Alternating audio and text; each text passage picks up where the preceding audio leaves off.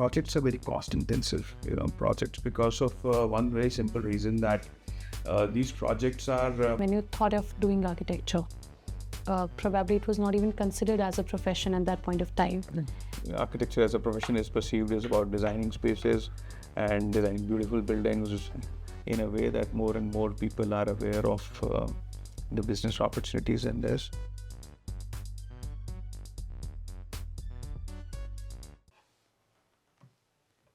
Action.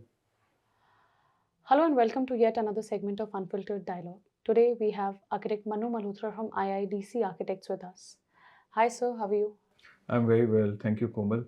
Well, I'm Manu Malhotra. I'm founding partner at IIDC Architects. Have been practicing architecture from since '99 and started my own practice in the year 2003-2004. And we operate out of Sant Kunj, New Delhi.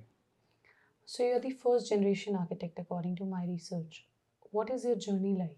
So, well, as it typically goes, 10th and 12th in Delhi is very tough, so my parents always wanted me to be an engineer. I mean, at that time in early 90s, mid 90s, doctors and engineers were the only profession, callings.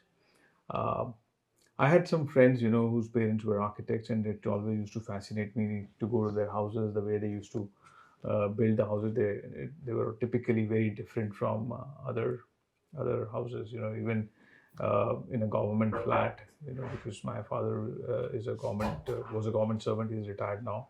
So we used to live in a colony which was all government flats, and the way they used to have their, interiors of the houses, it used to always fascinate me that, this is something which I would love to do. That's how the whole thing of the process of, joining architecture actually happened.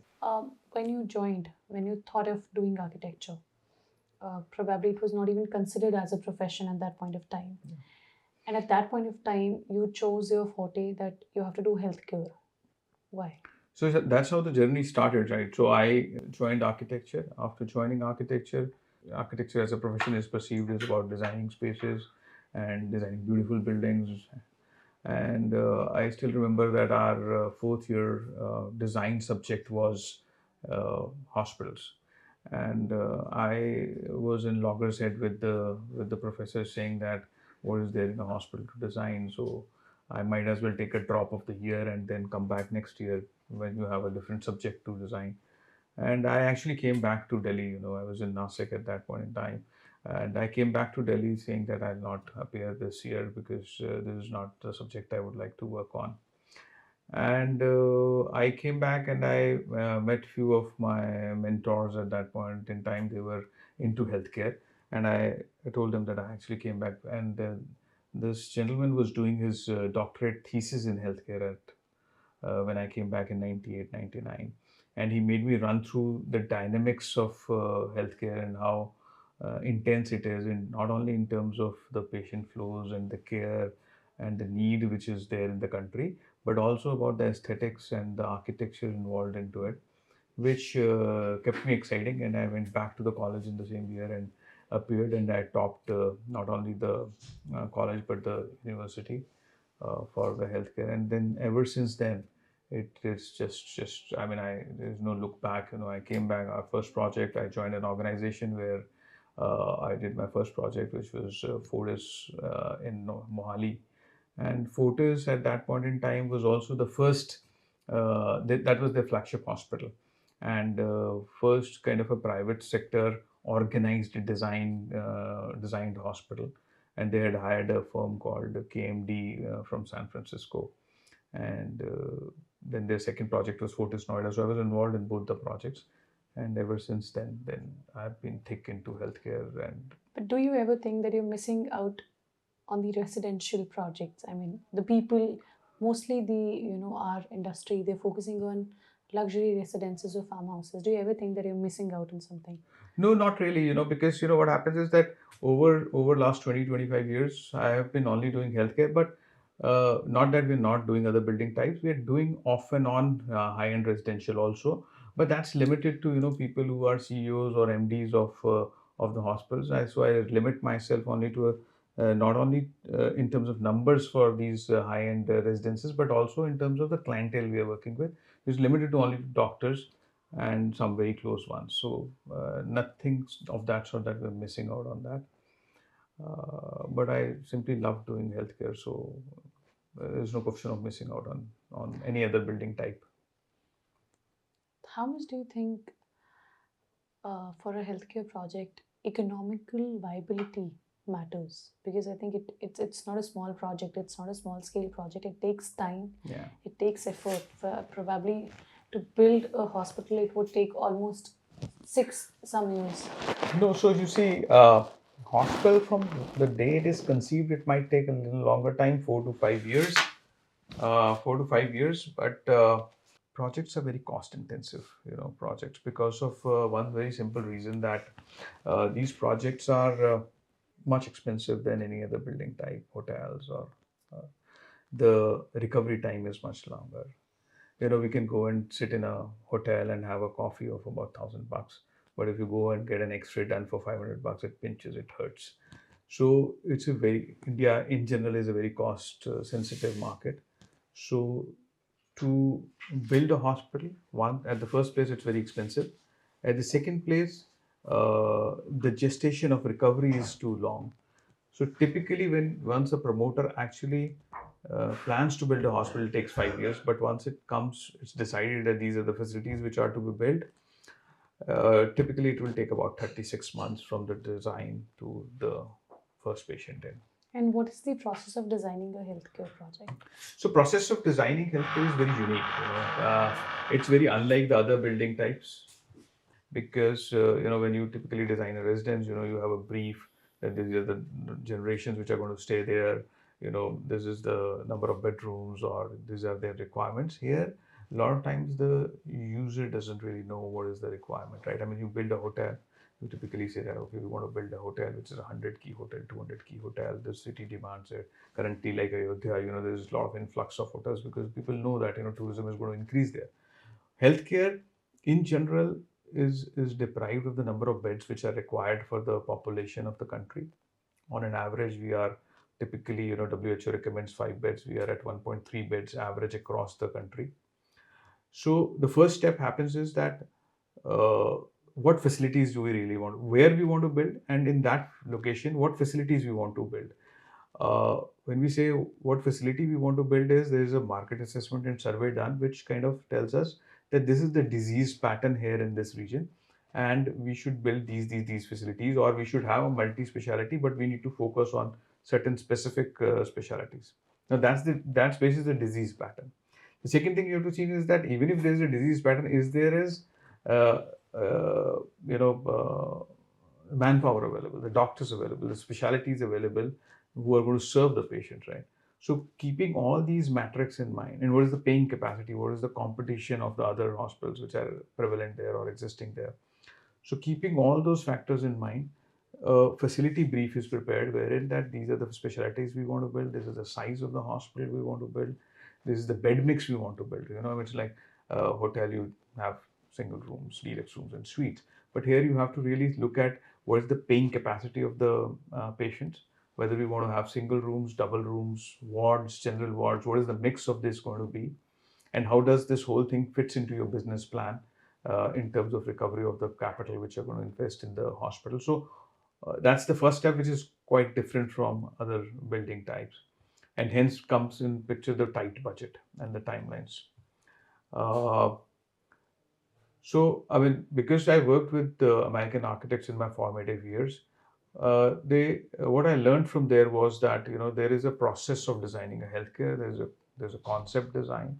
At concept design, we share at a high level with the promoters that how departments are going to be placed on horizontal surfaces and on vertical surfaces.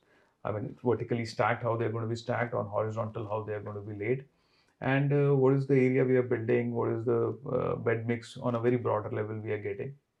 Then the next stage is the schematic design stage. So here each department is detailed, because each department has its own set of different kind of requirements. Each room in the hospital has a different set of requirements, not only in terms of temperature, but also in terms of exhaust, ventilation, and all of that. It's not that Typically, like in a building that you require 22 degrees, 24 degrees temperature, there are areas which require much lesser. There are areas which require cooling even in winters. So each room and everything is done differently. So schematic designs where each department is laid out. Then we do design development where the engineering kind of superimposes over the schematic design, and then the construction drawing, and then the construction happens. Typically, this whole process is about 36 months from first line on the drawing board to the execution of the project. So, for a general audience, if we go back 5 years down the line, the consultancy fee for a certain doctor was say 500 rupees. It has been increasing. Now, a nominal hospital would charge say 800 rupees or 900 rupees, which is only the consultation. So, for the general audience, it is still very expensive, to actually take these facilities from these hospitals. They would rather want to go to some clinics nearby. So, are we willing to make this economical and feasible for everybody? See, that's how I would say that the whole healthcare ecosystem is coming up. Komal, the point you just made that, for consultation it is about 800, 500 bucks.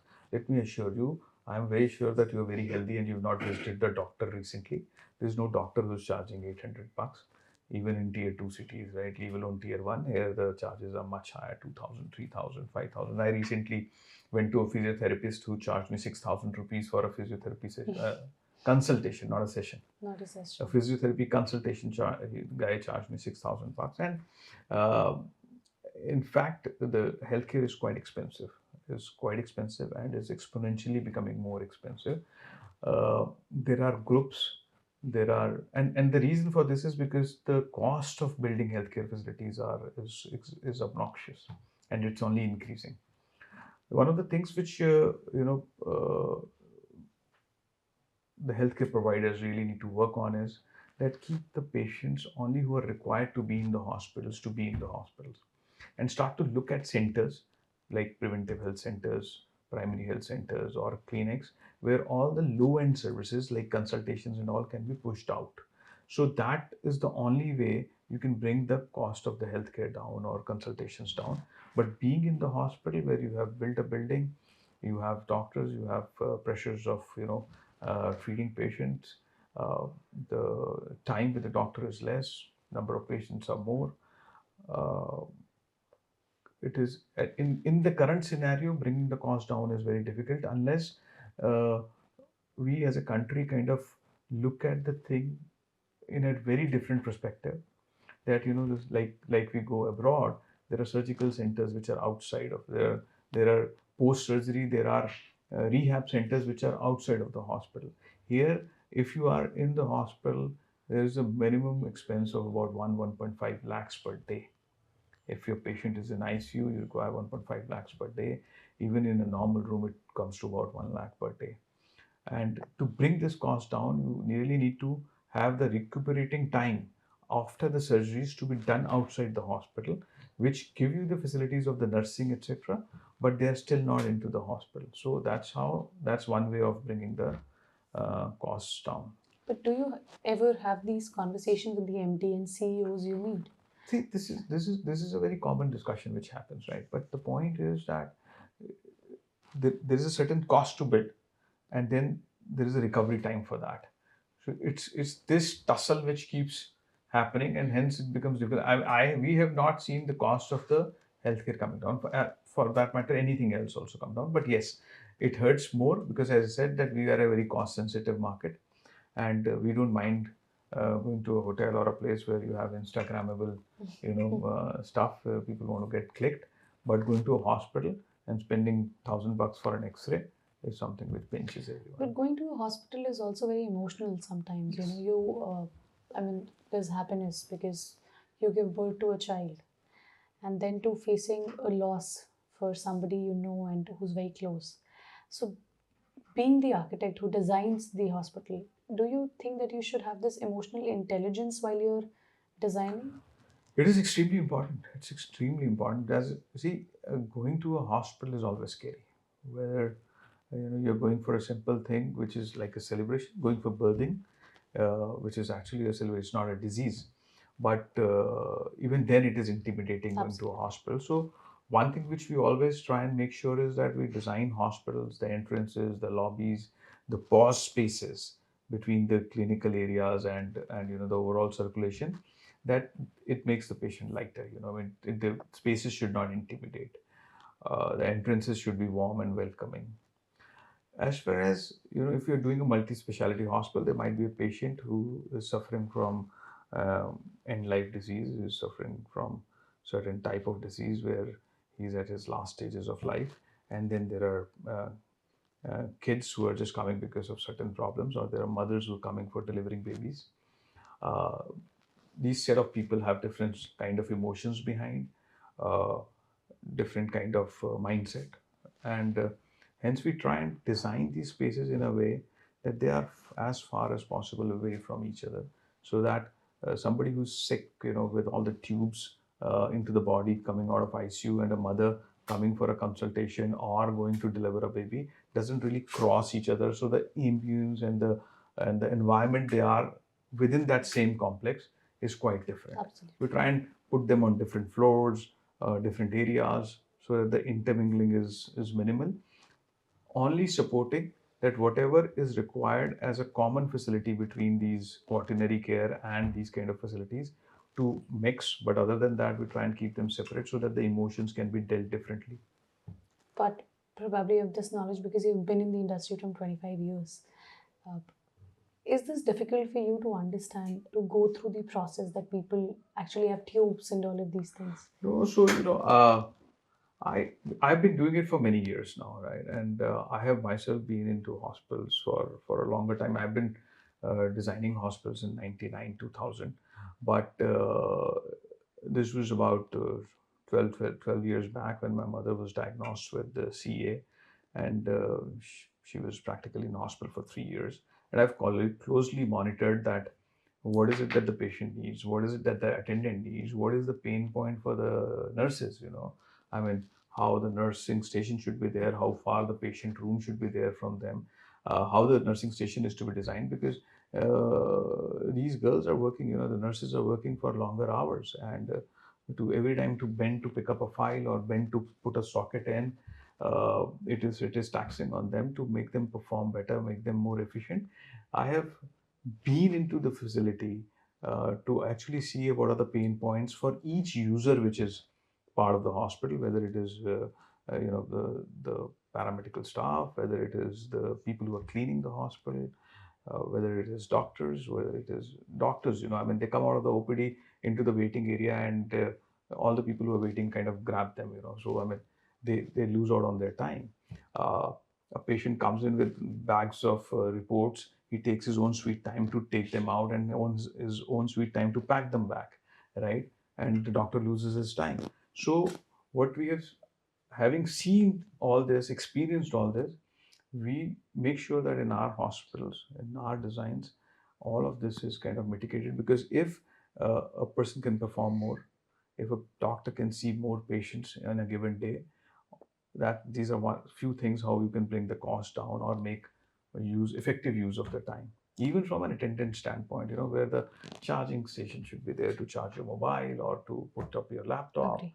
or how you want to design a desk, because everybody is work from home and hybrid kind of culture, how we can do that sitting into the patient room, uh, without having the patient visible. You can do a video call or something. So each of these small pieces, from electrical socket to where you want to put an electrical kettle, or how you want to position your nursing station, all of this is to be thoroughly thought of. And I think I've been uh, uh, just I would not say happy or lucky because my mother was sick, but I have experienced all of this being in the hospital personally, being an architect, being sensitive towards these things. I've captured all these things, and I ensure that in our projects we kind of take care of this. 5 years back, COVID hit, and everybody realized that how important a healthcare space is. How did that come to you as a challenge? During COVID, it was tough times. On one side we had shutdowns. We had office. We were fortunately, because we are a very high IT enabled office, so we had no shutdowns. Everything was on cloud and shared spaces, and we could actually remotely work on our files. But that was one of the busiest time for us because they were all hospitals needed to build capacities, add beds. Uh, so one thing which actually hit us at that point in time was that we have been always designing spaces where we were protecting the patient from getting infected. Here the source itself was infected, which was radiating infection. So the whole process of positive and negative pressure kind of was to be redefined. And we also realized that how we should design our support areas, parking areas, multi-level car parks, which can be actually put to use for such kind of situations. I mean, even if they come in once in 100 years or 50 years, but they do come. So we have started designing our spaces now in a way that it allows you for these kind of adaptability and changes, conversion from positive to negative, negative to positive, and how we can effectively utilize medical gas pipelines, leave higher capacity on the electrical or the medical gas pipeline system to ensure that if these kind of surges happen, then we can take care of that. What are the 5 things you have to keep in mind as an architect who actually builds hospital? So, I mean, I personally believe that over the years I've found out 5 critical success factors, which I feel are must have in a building. One is that we must ensure that our hospital first cost is less, right? That is, we build the right size of hospital for the given number of beds. It needs to be, if every inch of space going into it should be effectively utilized. So the first cost, that is the construction cost, that means the size of the hospital for the given number of beds, it needs to be adequately sized. Second is the operational cost. So our design should be done in a way that the operational cost of the hospital is less. I mean, you go to some of the most advanced hospitals in Delhi, you would see that the blood bank is on the 6th floor. There's all mixing of OPDs. OPD somewhere is on the 2nd floor, somewhere is on the ground floor, somewhere in the basement. There's so much of intermingling of traffic that you need a lot of security people. Right? You don't want uh, a visitor to walk onto an IPD floor, that is an inpatient floor, for the security and safety reasons.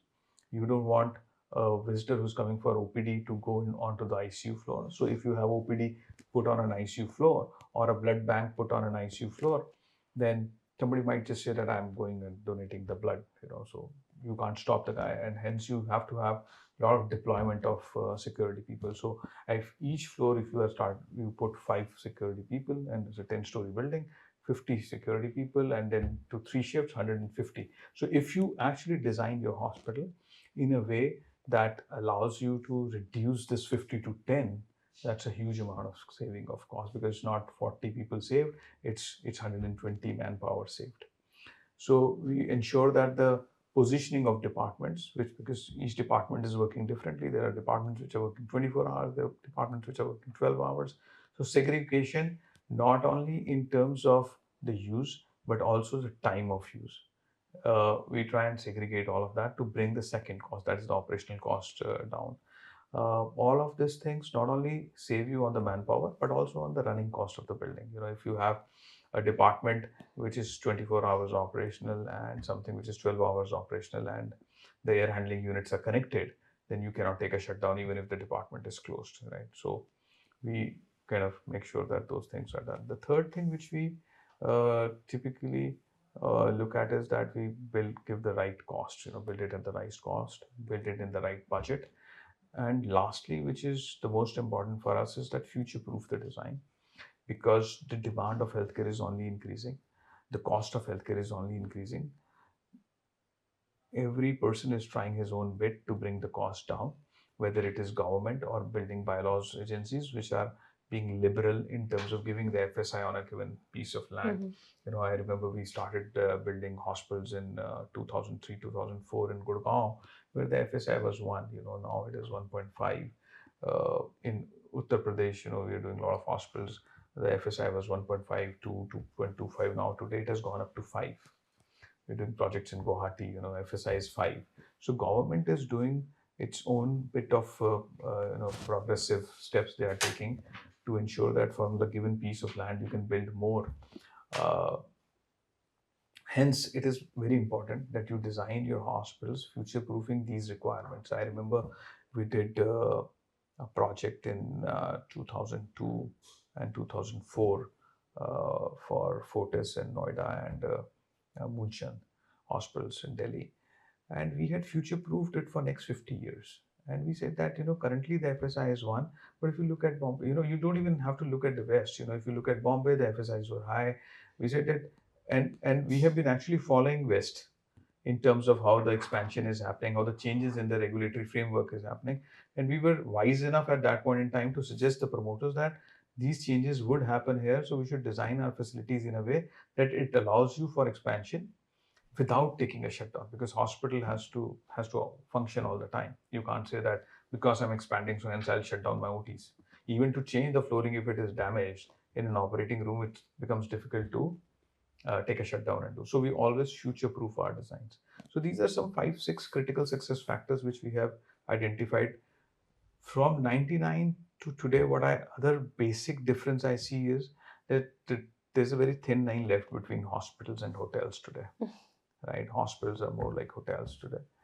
So this whole process of, because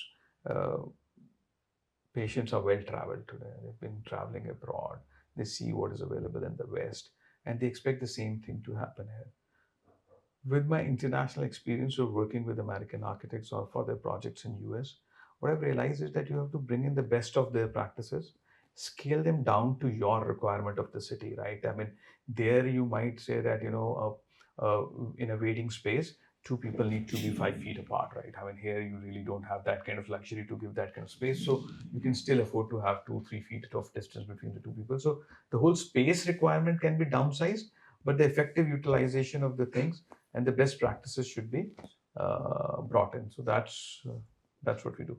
I'll wind this podcast with my last question: that what is that one material you can always use no matter what in your healthcare projects?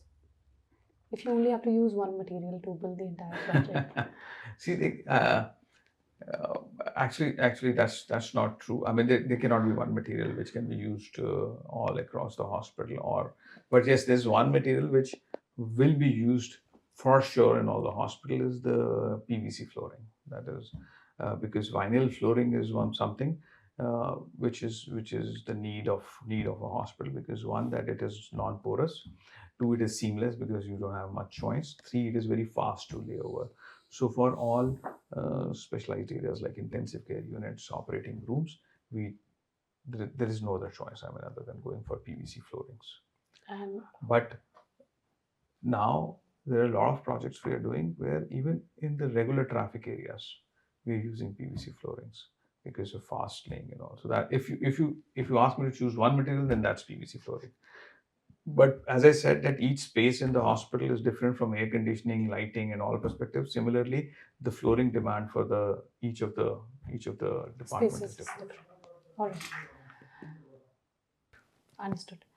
Thank you so much for being a part of this podcast. Thank you so much.